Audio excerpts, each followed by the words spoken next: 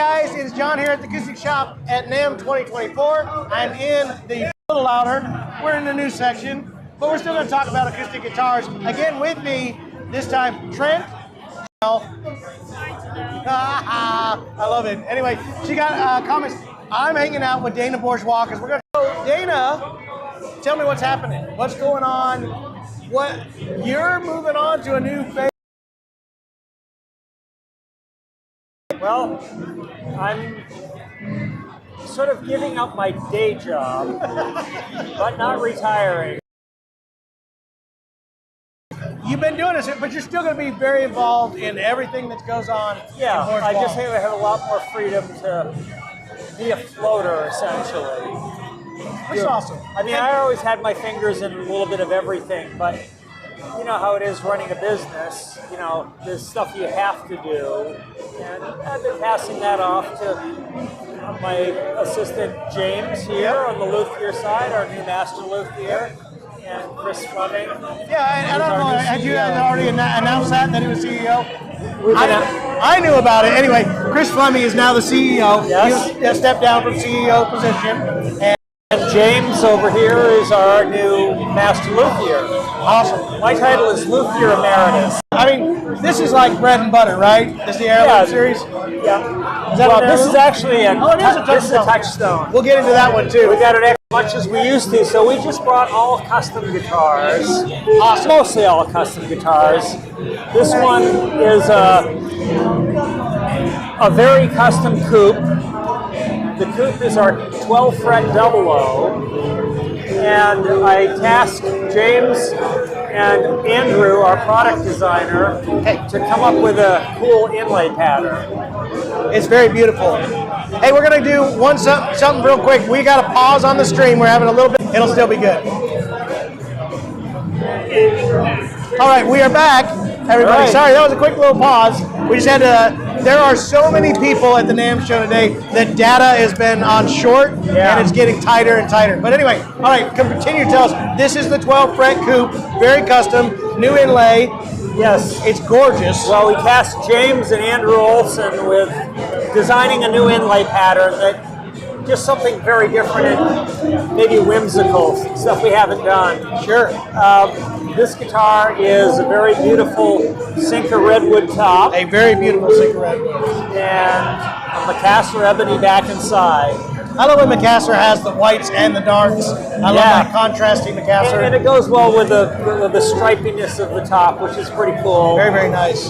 We added the lattice brace back. Oh, that's pretty cool. Which we do on our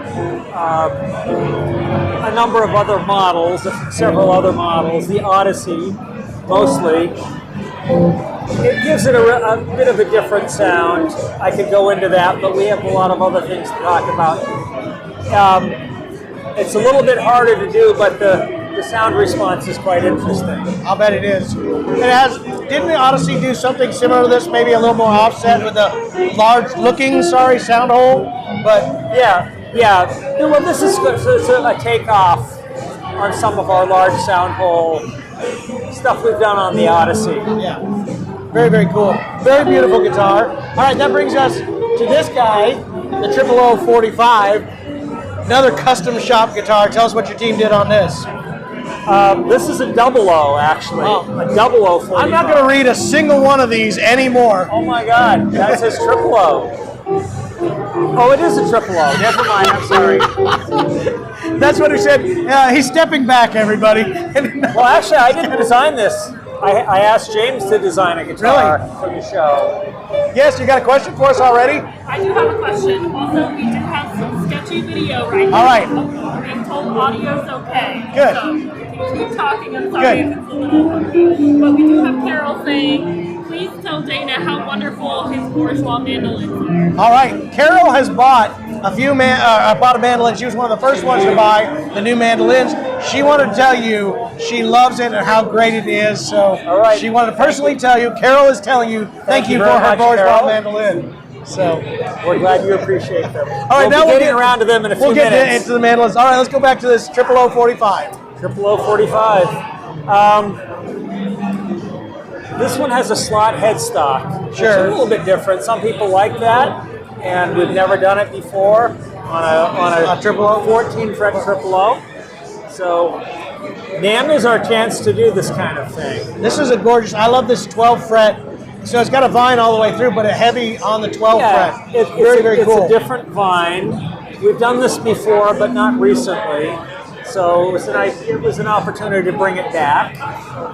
And sort of continued a little viney. There's not an awful lot of real estate up here. Yes. So we did a little bit of a viney thing up That's there. very beautiful. Very beautiful. The rest of course, Brazilian rosewood on this. Yeah, Brazilian rosewood, nice 45 style trim all the way around. The binding is Cocobolo. I was going to ask you about that. And a nice beautiful guitar. Now, some of you are going to ask about this. There is kind of a, especially on camera, I bet, a little bit of a peel look to it. That's a protective layer that these guys put on here to help keep these guitars from getting scratched up. So if you're seeing that, it is, I guarantee it's a perfectly trimmed up finish on here and buffed out perfectly. And at the Namm show, you never know who's going to grab a guitar off the wall. You know, absolutely, with big buttons and their nice badge and all that. We stuff. also have the same protection over the pick guard. Sure, excellent. Because these are going to go to customers after the show. Yes, they will. All right, so that's the 00045 SD Wicked Good. The Wicked Good. We wanted to do something with a banner on it, but we don't like to copy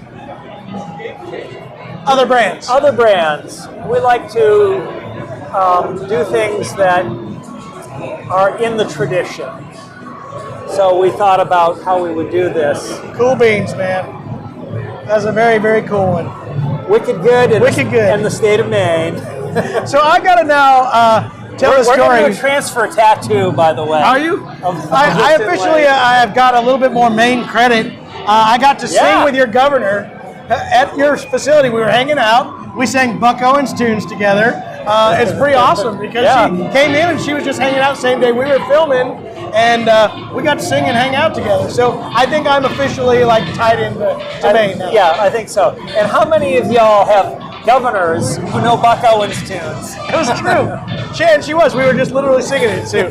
So, all right, what else was done on this guitar? So this is a 50s style, the slope-shouldered dreadnought with a backwards bridge. And we put a couple little inlays there, in spite of the fact that there are no screws behind them. Yeah. Oh, so you just made the impression that they had. In case some of you who have not known this, usually on the Gibson guitars, if you see these pearl dots, it's because there were a bolt that held the bridge in place, and they'd cover it with the pearl dots. Right. But you did not do that because you know that adds a lot of extra weight that is not necessarily the best sounding option. But the dots are cool. Yes, they do. The dots are period correct. They are very cool. That is very great. So. And we did a, 50s style pickguard. Very, very cool. The back is a nice figured sinker mahogany. So, we have very, very few hooks at the Namm booth, so we try to make the most, pack the most in every guitar. By the way, we're not doing any demos of these guitars because you couldn't hear them if we did. So this is the Wicked Good. Some people say cool beans, somebody say wicked good. You never know. So there you go, right there. I was going to say, not even John could make them sound good. Trust me, I can't even do that. By the way, Bourgeois was super kind. Dana actually hand-picked 2 instruments for us to play. We played this morning, and Dana picked a mandolin for Jeremy, and yesterday we played, and he picked me a Touchstone Country Boy. Both fantastic sounding guitars, and thank you so much for letting us do that. So, and we got to hear him up the side of the street last night. We did. Why the upside down bridge on the left? The upside down or backwards belly bridge. The reason why that's done, Gibson, when they built those original guitars, had what's called a backwards belly bridge, compared to a standard belly bridge, which is what Martin had kind of designed, pretty much, right? Am I getting my history wrong? Yeah. The belly bridge was designed by Martin, correct? Very much so. And then later on, Gibson, when they started building their jumbo guitars, took that same design and just flipped it upside down. That's why it's got that. That's the size and style of a Gibson style guitar. Got another one. Has Dana ever drilled holes in his braces? Have you ever drilled holes in your braces? So this is the rage right now. I want to give it for, he jumped straight into a no. All right. Martin released a new guitar, has a new I guess it'd be weight relieving holes throughout, design throughout their braces. You've never experimented with that. You don't find that to be a thing that you would do. You know, I made a very flip response. I have not played that guitar, so I don't want to impugn anything. I don't think anybody came through that as like it was a cruel thing. But it's, you know, we're mostly inspired by vintage design, and you know, that's very cutting edge new stuff. So sure, we'll see how it pans out. 20 years from now, 30 years from now, it could be vintage. Well, I think one thing to kind of point out here is Dana is known for doing things to the acoustic guitar world that nobody else has done. So I think people are curious to know, had you experimented with something similar to that before? That was a fair question to know. It is. But you have not messed with anything like that? Messed with. Because you're more of a vintage, like redefining the vintage style build, right? Is that, am I fair to say that? And we use vintage as our inspiration and make little adjustments from here to there, just to make things new and interesting. That makes perfect sense. And there's plenty of good contemporary design out there. Sure. And which will eventually become vintage. Yeah, absolutely. So tell us what you got here. Again, very vintage inspired, actually. Heavily this vintage is very inspired. like turn of the century, yeah, like say 2 centuries ago. Yeah. This is a small jumbo body platform. The oval sound hole is very cool. You know, it's more decorative than I think having to do anything with sound. Although this is the same area of sound hole, the same amount of opening. It's the same opening as our large sound hole, same cubic inches. So it has that effect. And the butterfly pickguard goes way back to, you know, the mandolins. Yeah, bull-back mandolins. And yeah. You even see it in 17th century instruments. So you're going to continue the speckled tortoiseshell look here, all the way up through the peg head. Again, gave the mahogany kind of a nice, almost a purplish hue to it. It's very beautiful. It's sort of a Cordovan style. I mean, Gibson made a lot of black and Cordovan instruments, mostly mandolins, not guitars, but it's a nice combination of colors. We also use the tortoiseshell wedge in the tailpiece again. Very beautiful, absolutely. But it's a good sounding guitar. It has a good like Everly Brothers kind of strumming kind of thing. Same body platform as the Everly Brothers. And of course, this is a standard that's become one of your standard deals. Brazilian rosewood large sound hole. Yeah. Is this Brazilian? You have to read the card to know. Madagascar. All right. Good call, James. This is a totally stock large sound hole guitar. John knows these pretty well because he has one himself.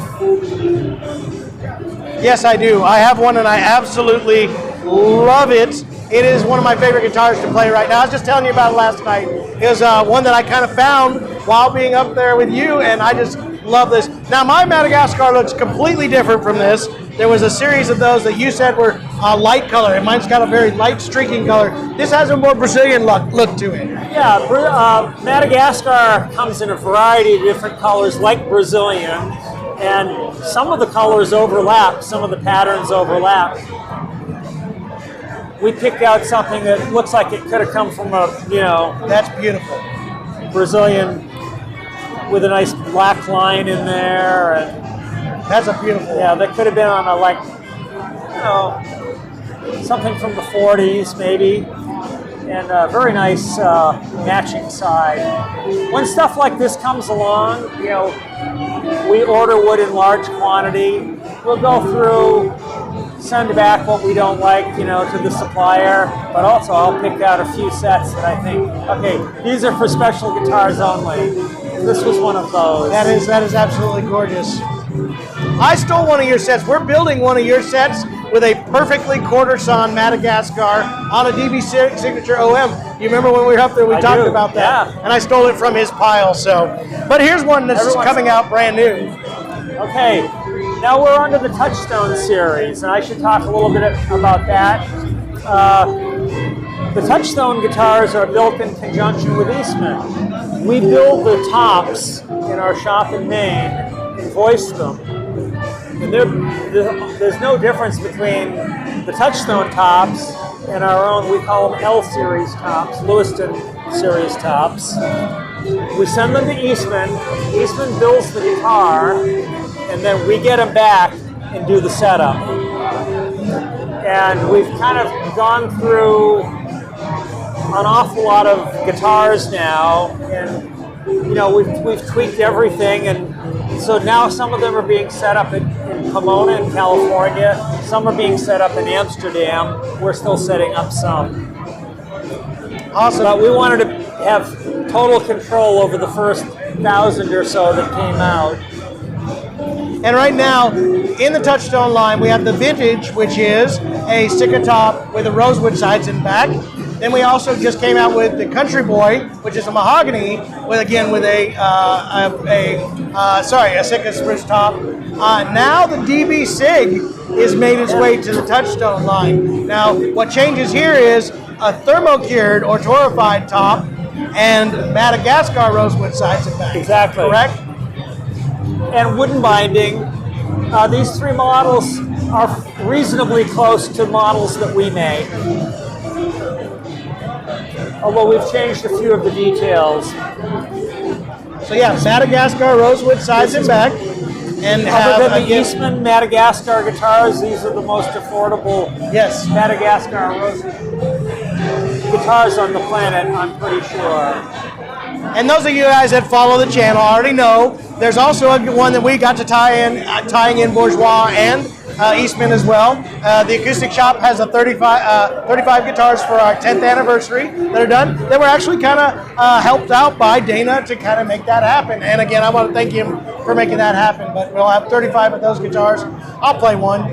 I'll show you mine. Okay. And I was over at the Eastman factory in October, and I got to see a couple of them. They're really looking good. Yeah, they're really great guitars. So these are the new ones. Again, we also have the Country Boys and the Vintage coming as well. You know what we need to do before we get out of here? Let's cover the mandolins. Yeah, and here's one of the Country Boys.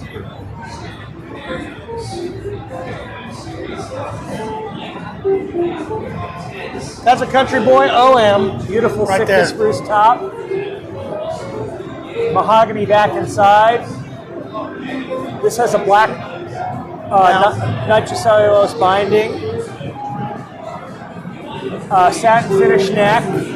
We use the shallow tuners on all of the Touchstones. On all of the Touchstones. Waverly's on the L series guitars, and our same headstock with a zircote overlay on those. Awesome. So let's cover the mandolins real quick. Again, new to this year. Last year, we talked about the new S styles. We sold a lot of them. Now available both in the blondes and the black tops. Sell really well through the shop. In fact, we don't have any right now, but I've heard that we have 2 on our way, and I believe this one's actually coming home with us. So we have that special order that's there available. A styles as well. Again, this was you working with the Eastman facility to facilitate your mandolin and what you wanted to see out of a mandolin, correct? Exactly. And the unique features of these instruments is that they're all torrefied, back, sides, neck, everything. Top. The tops are all torrefied Adirondack, and the back and sides and neck are torrefied Bosnian maple. Cool beans. My favorite maple, it's the same maple that European violins are made out of, has the highest velocity of sound of any maple. And I just think it's a really wonderful combination, especially torrefied. Torrefied wood it's a process of cooking the wood in an oxygen-free environment, and it cooks off the volatiles in the wood, sugars, oils, resins, that kind of thing. This is stuff that eventually breaks its way out. It eventually breaks down over a very long period of time, and we're just we're aging the wood a lot more Now, quickly. I do have a question about this, and I want, since you're the expert on this, you've been doing this for a long period of time. I hear so many people say that Torrefication makes your guitar sound like it was 25 or 35 years old. I don't know if I believe that completely. I think it sounds, in my opinion, and correct me, feel free to correct me, I feel like it makes a 25-year-old guitar that never was played, because it still doesn't sound broken in, and there still is a difference between a vintage guitar. I think what it does is it shortens the break-in period. That 25-year-old guitar that was never played is going to break in a lot more quickly, right, than a brand new one. Makes perfect sense to me. There you go. Yes, Janelle, what do you got for us? We have Alex wondering, what are the braces on them? What are the braces on the Touchstone series, I'm assuming? Right now, we were just talking about this last night. Right now, they're still using Sitka spruce top for the Touchstone series, correct? The braces are Adirondack. Oh, I talked Touchstone that makes series. perfect sense. I'm sorry. Yes. The braces on the back are Sitka, Okay. so it's a bit of a combination. So on the top, since they're done in Lewiston, they're going to be done in Adirondack spruce. They're going to be voice there. The mandolin.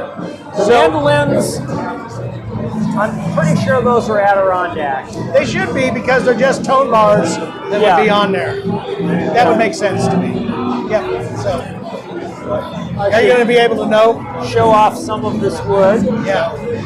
Beautiful, beautiful. That neck on this one is gorgeous. And, you know, Eastman buys European maple, Bosnian maple in vast quantities, and they're using the very best of their stuff on these mandolins. They do just a terrific job with the binding. Another thing that I love about these mandolins is, you know, we're using very good quality fittings. These are James tailpieces. Yep. Used on, I mean, most of the best makers use a James tailpiece. Absolutely. Very, very nice. It's a machined. Cast. You're right. It is. Well, it's cast and then machined. Yeah. And nice little rubber stoppers there to keep the Sure enough. And it's just a very solid tailpiece. It sounds great. Also using the Golden Age tuners from Waverly on here. So you do get quite a bit of upgrades, nicer case, a lot of things that are going to go along with that. And both of these fittings are custom plated. It's a satin nickel plating, which gives it a nice, you know, vintagey look. Very, very cool. I mean, you look at a 20s Gibson mandolin, and you know they were shiny ones. Yes, they were. They sure were. We do have somebody wondering, Tone Traveler, yay or nay? You know, do you know of the Tone Traveler at all? Have you used anything similar to that? Do you find that it does make a difference, or have you got to mess with that one at all? I think it's a good idea. The Tone Traveler, as I understand it, will vibrate an instrument at a variety of frequencies. Correct. Whereas some of the Other things ones that came before would only vibrate at one frequency. Correct. You think about it. Your instrument vibrates at many Lots of frequencies. Exactly. I mean, ideally, what I think you want to do is vibrate the weak frequencies. I agree with that. And if there was a way to sort of figure that out electronically. Well, the one thing that they can do, I won't figure out which ones are there, but it does give you a chromatic scale of over, I think, 5 octaves, 3 octaves at least. So you do have the option of changing all the notes that'll vibrate. And that's just a, that's just an artificial way. Yeah. No, I think it's a good idea if used properly. I agree. Well, that is pretty awesome. I'm glad to have it. I want to let Dana, I know he's got a lot of stuff going on here. I hope you guys had fun with us. Again, we are here at the 2024 Namm show. We're going to be doing live stuff all day long. Dana took out his time. I've enjoyed working with you so much. We're going to make another trip up there. We got to get the governor in. We're going to sing some more songs, and then we'll build some more guitars. We'll go through woods and check stuff out again. We had a great dinner last night, hung out. It was just a great time. And again, just love the relationship between the Acoustic Shoppe and Bourgeois Guitars. Dana, you've been an inspiration, and congratulations on being able to take a little more time out there. Again, if you guys have not yet subscribed, hit that like and subscribe button, because all day long and tomorrow, more and more lives. It's going to be incredible. Stick with us from the Namm Show 2024. Thank you.